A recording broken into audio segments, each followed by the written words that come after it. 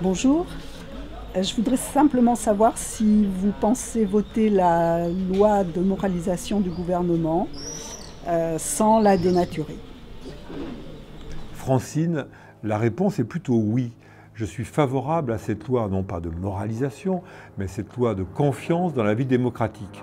Je suis favorable à ce que la loi oblige les élus, les parlementaires, à justifier de l'argent qui est mis à leur disposition pour l'exercice de leur mandat. Je suis favorable à l'interdiction de l'emploi par un parlementaire de membres de sa famille. Je suis également favorable à la limitation dans le temps du nombre de mandats. En revanche,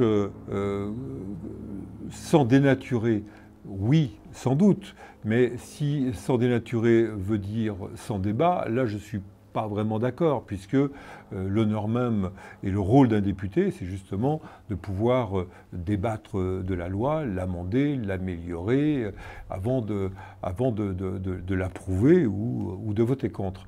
Et d'ailleurs, à ce sujet, il me semble qu'au moment où on parle de vouloir redonner confiance dans la vie démocratique, eh bien, le signal envoyé par En Marche qui demande aux candidats investis de devoir signer par avance l'obligation de dire oui à tout et de ne pas être frondeur, eh bien ça me semble aller exactement à l'encontre de ce qui est attendu d'un député. Si c'est pour avoir des députés codillots, on peut faire de bien belles économies. Non, l'honneur d'un député, c'est réellement de pouvoir en conscience débattre, amender, proposer, s'opposer ou approuver.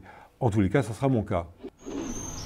Qu'est-ce que vous pensez faire pour valoriser l'artisanat en Charente sur les charges sociales, salariales?